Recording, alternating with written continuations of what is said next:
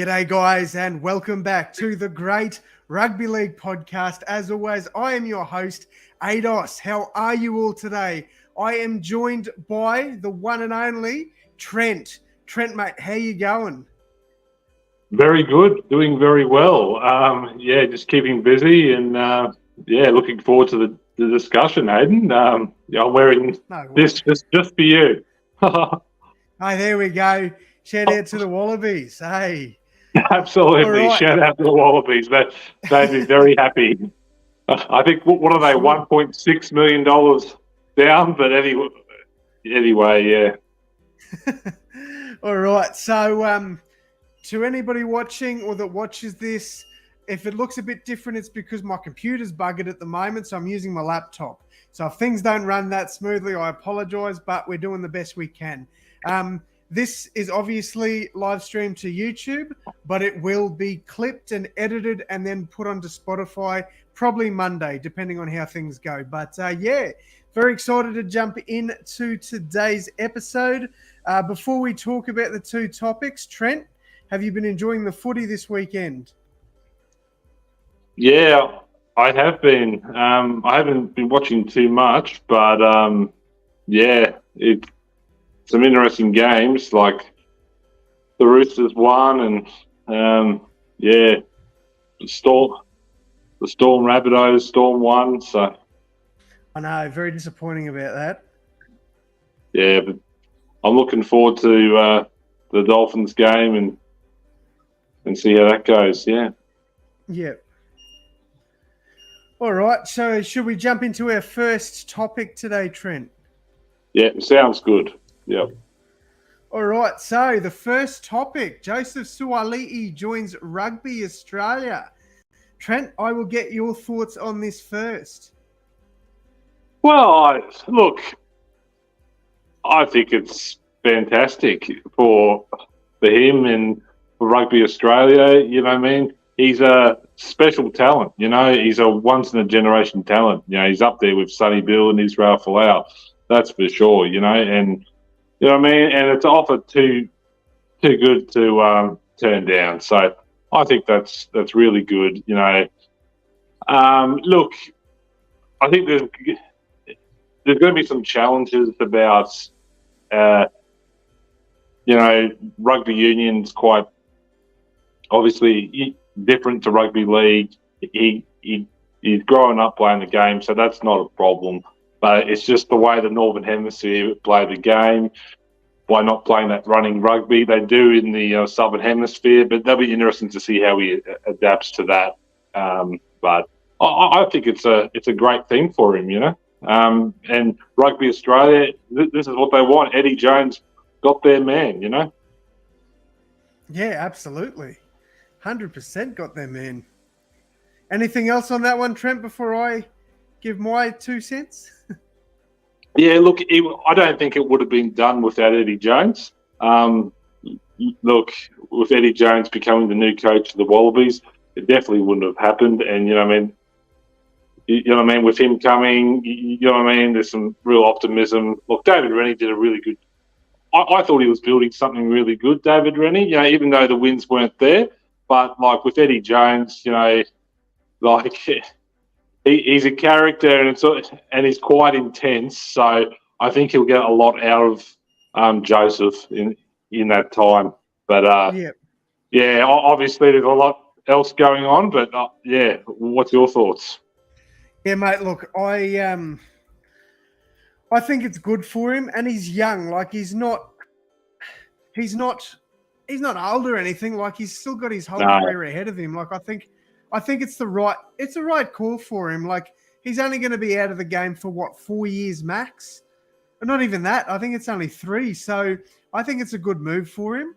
I see a lot of people, you know, in the comments just hating on him for no reason. The kid's 19. Like, grow up. There's no need to fucking roast him or hate on him in the comments for doing something that, you know, is going to set him up for a long time.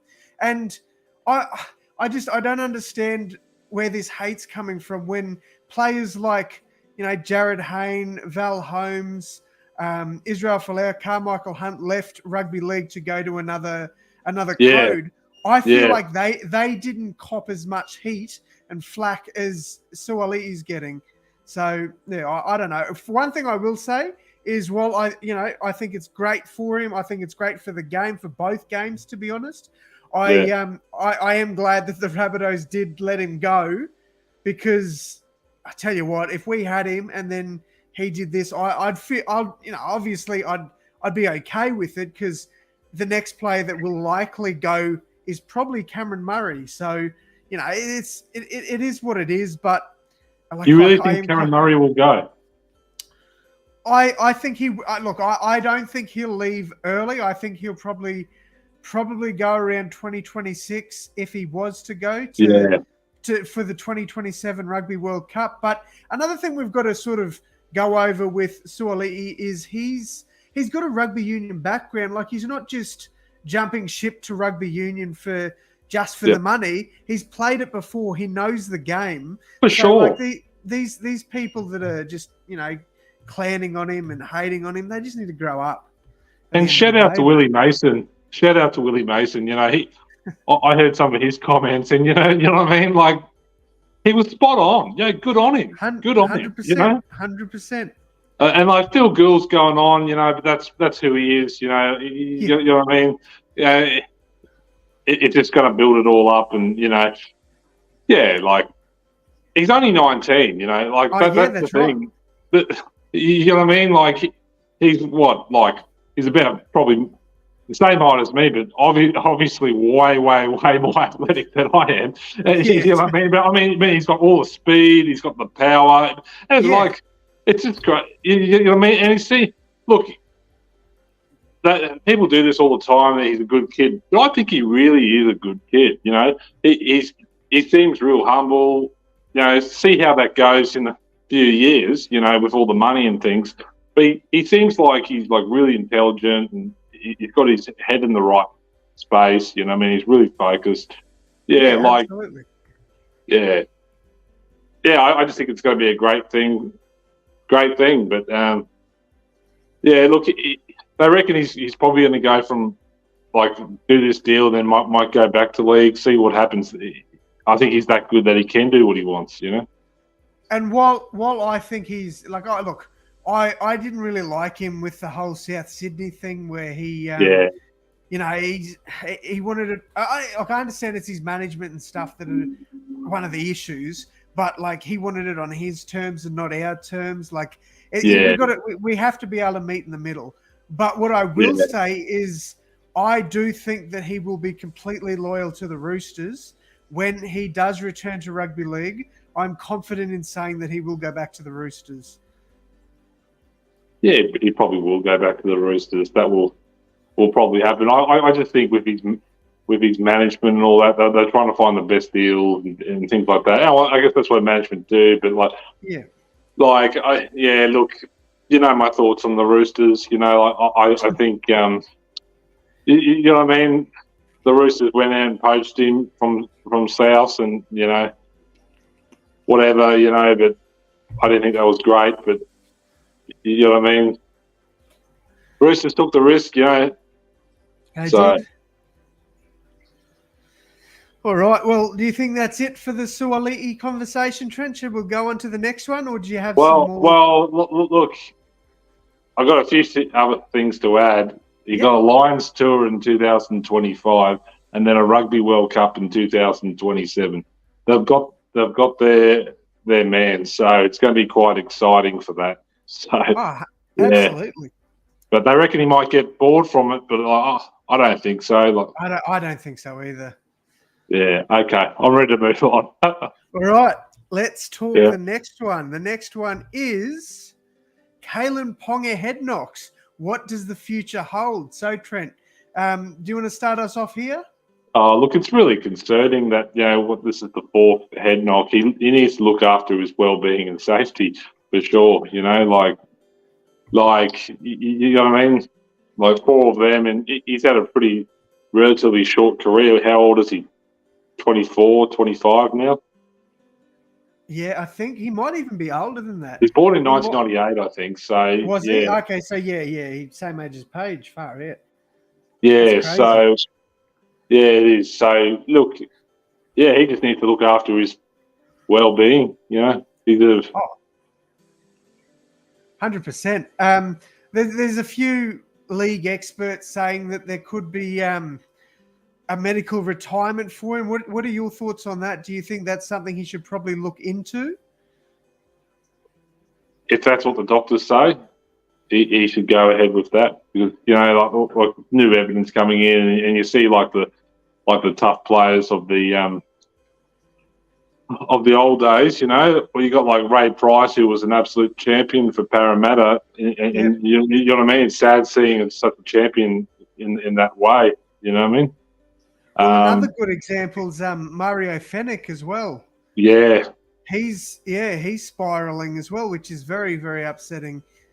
So, yeah, look, my thoughts on the Kalyn Ponga thing is, at the end of the day, like, there's a lot of NRL experts coming out saying that, you know, he should consider retiring from the NRL. At the end of the day, it needs to be up to him and the medical professionals above him. Like, there's, you know, I don't care if you're bloody Andrew Johns or Jonathan Thurston. If you come out and say that you think he should retire, which they haven't, I'm not putting names anywhere, but I'm saying, if you know you're a big NRL analyst and you come out and say that you think he should retire, I think the thing is, yeah, you can have an opinion, but at the end of the day, he needs to leave it up to his medical staff. If they think he's good to continue on his career, he's gone overseas to work on you know, these injuries.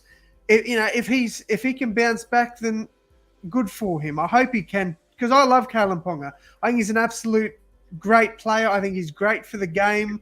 I just think that they need to be very careful moving forward. So, you know, too many more head knocks, and then I'd say that is probably it for him career-wise.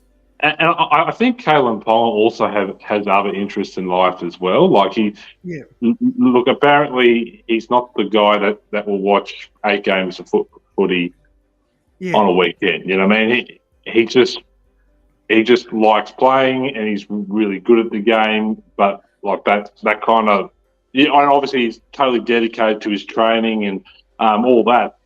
But he's someone that will just, you know, like he I don't know him, but this is what I've been told, that he'll just sort of, you know, do his own thing. You know what I mean, and won't need to focus on footy so much. You know what I mean? Like footy's not his only thing. You know what I mean? He's just someone who plays. You know what I mean? Yeah. No, 100%. I've got another topic for you, Trent, that I didn't tell you about. It's a sort of side topic, but was there anything else you wanted to add with the Kalyn Ponga conversation? Yeah, well, I thought we might have been talking about his performance and all, and because I know he's been captain and all that sort of thing. Hey, mate, you're the guest, mate. Yeah, but like he just, when did that head knock happen? Oh, round 1, I think. Yeah, I'm pretty sure first round. He's like, that'd be a big story if his career finished, but I hope not. I don't see it. I don't think it will. I think I think if he has too many more concussions, then it's definitely probably on the cards.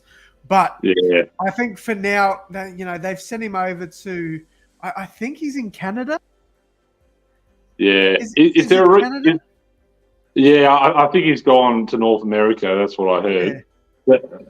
But is there a reason why it's occurring? Like, I'm not want to place blame on him or do anything like that.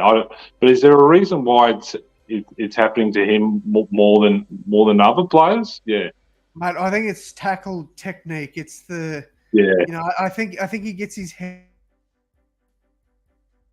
in an awkward spot. Here's another one.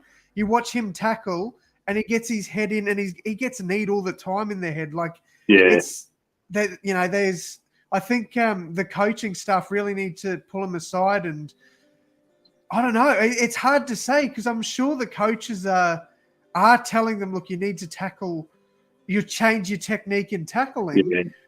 I don't know. Maybe it's just muscle memory that's how they grew up tackling. So they can't really change it that quickly. I don't know, but you're definitely seeing a lot more head knocks and HIAs these days than you ever were before. So whether that might be the fact that the NRL are finally, stepping up and protecting the players a little bit more now. I don't know, but yeah. No, right. All right. Yeah. Is that all on the Kalyn Ponga matter? That's all I have to say about that, yeah. All right, Trent, my next one is characters of the game, Latrell Mitchell and Cam Munster. What are your thoughts on, interacting with fans? We saw Cameron Munster last night getting into the Rabbitohs fans, and I loved it. I thought it was great. Yeah, so just describe what happened. Yeah. Oh, so it was... So I think it was after Munster scored, and he went up. He went to the Rabbitohs fans, and he was telling them, "Get up, cheer for me," and he was just stirring them up. And there's nothing wrong with that. No, absolutely. Like Latrell Mitchell, I love him. He does it every week. He'll kick a goal, and the fans will be giving it to him, and he'll turn around and he'll give him a thumbs up, or he does. He's a cheeky bugger with them, and I love it. I think it's great for the game. I honestly do. Oh yeah, obviously, there's nothing wrong with doing a, but that obviously if it goes to a point where too far, I don't agree with that. But there's nothing wrong with a bit of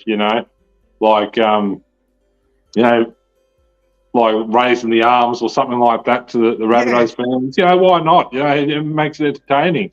Like Wendell Saylor used to do stuff like that all the time, That's what I mean. I saw I had a bit of an argument with some Rabbitohs fans last night because they came out and they're like, mate, Cameron Munster, he's too cocky, all this.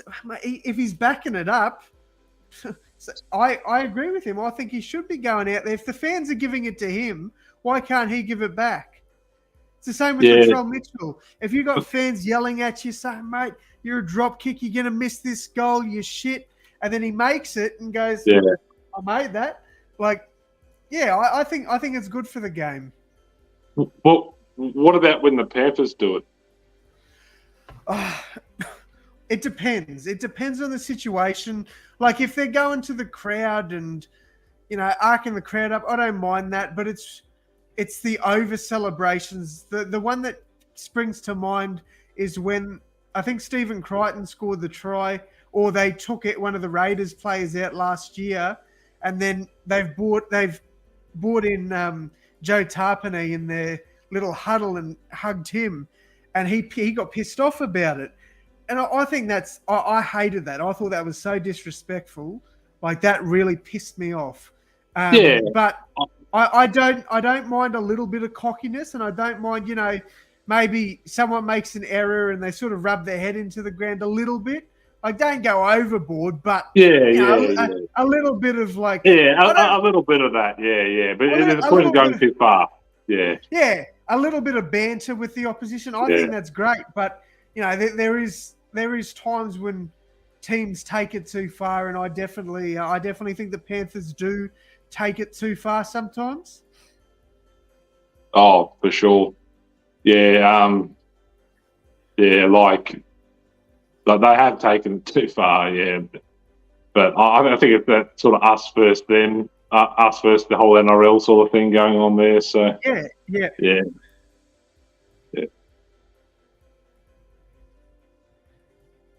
All right, Trent. Anything else to add on that one? No, that's about it for me for that one. Yep. All right. Hang on. Let me just get the next thing up. So we have a little thing to end the talk, and it is going to be, when it loads, it is Conversation Corner with Trent. So Trent, anything you'd like to add or anything you'd like to ask me? Go for it, mate. Yeah. You want to talk about something? how far will let's talk about the Dolphins. Like, how well do you think they'll keep going like this? I don't think they'll make the finals because I think there's a lot of talented teams above them, and I think they'll burn out later in the season. But I think they'll be fighting for a top 8 spot. I think they'll be there right till the end. I think around that round 24 to 27 mark, I think they'll sort of drop back a little bit. But I'm pretty confident in saying I think they'll be pretty strong this year. Yeah. Look, watching that Broncos Dolphins game, and you think like Broncos just had all the athleticism and like that X factor all game, but the Dolphins.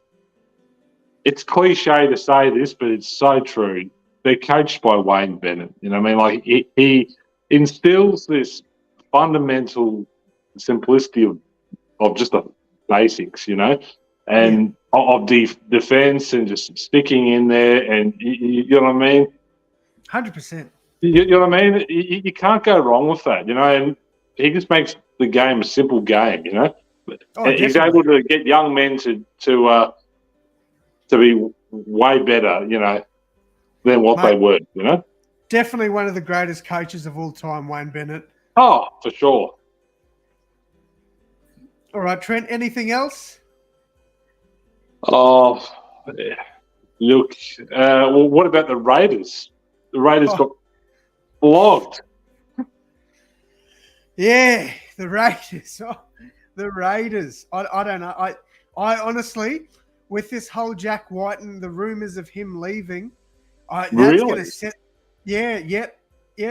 That is going to set them back. If he leaves that club, they're going to struggle. They are going to struggle. They won't get close to the top 8 ever again. They rely on him, hey? Oh, mate, he is. You don't realise how much they need him until he's not there. Man, they played at Canberra last night. That game was at Canberra. How do you lose? I know. I know. Look, it's unbelievable. Jordan must be just. I couldn't believe what he would be giving our friend. Yeah, he's a big Raiders fan. Yeah. He'll probably be on next week. I think or the week after. Jordan. What about the Tigers? Oh, mate, long season ahead for West Tigers. Long season ahead. But I will say one thing. I actually really rate Luke Brooks. I think he's a good player. I think he's in the wrong system. What system would suit him? I reckon the Dogs. Move Kyle Flanagan out, put him into halfback, and let him and Burton play together. I reckon they would be an absolute gun of a halves combo. Yep. Well, there you go. Get it going, Bulldogs. Yeah, make it happen. And Gold Coast Titans. How do you think they'll go? I rate the Titans. I reckon they could be a smoky for the 8. I had them down at about 13th, but I'll tell you what, I reckon the Titans could be a smoky for the top 8. One thing I will say, Trent, is I obviously know a few Titans fans, especially some of the content creators, that I've met and have worked with before. There's some Titans fans that they're just bashing Tanner Boyd. They're basically Tanner Boyd's name's mud to some Titan supporters. And it really reminds me of, because they don't reckon he's the right man for the job. Now, this is only some Titan supporters, like Blaze, BKR Sport. I don't know if you've heard of him, Trent, but absolutely amazing bloke. Love him. He rates Tanner Boyd very highly, and I agree with him. But I think all this, Titans fans and stuff that the dickhead Titans fans, not the good ones, but the idiot ones that just bash Tanner Boyd. He's basically the scapegoat. It really reminds me of Lockie Ilias at the Rabbitohs. Last year, the amount of arguments I got into with Rabbitohs fans, especially after that Dragons game, where they said, mate, we should drop Lockie Ilias and bring in Dean Hawkins. I was spewing about it. I'm like, mate, this kid's got potential. He is going to be a 10-year halfback for us. He is going to be there for years, and he's going to be an absolute weapon of a player. You can see last year his defense was good, but to tell you what, this year he's taken it to the next level. Outstanding stuff from Lockie Ilias. So to the Titans fans that want to bash, or not, but I shouldn't say bash, but put Tanner Boyd's name down and just disrespect him basically. Like, mate, look at Lockie Ilias. Give the kid some confidence, and he will deliver for you. I think the Titans keep Tanner Boyd there as their halfback. He can take them to a premiership. I 100% think that could happen. Yeah, wow.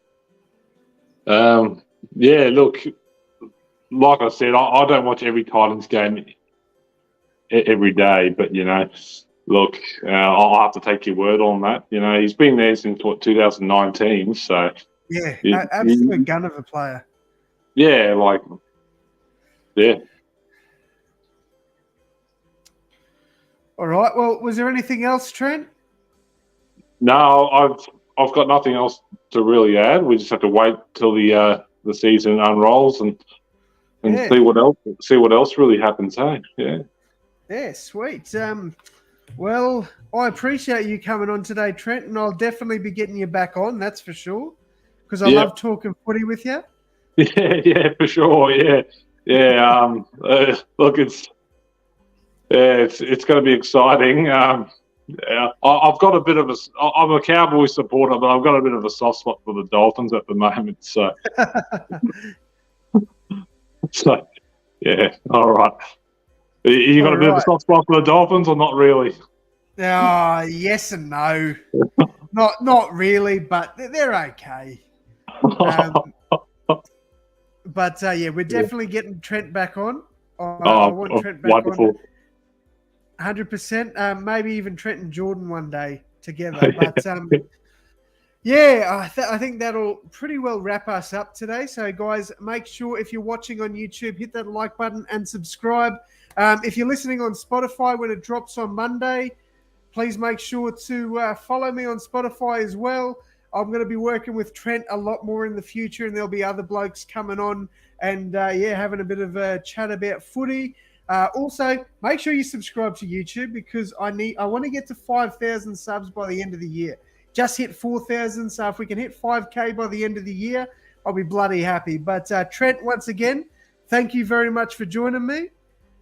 Yeah, thank you so much, Hayden. Yeah, look forward to next time, eh? Yeah. No problem, mate. All right, I am ending the broadcast now, so thank you once again, Trent. Thank you guys for tuning in, and I'll see you in the next one.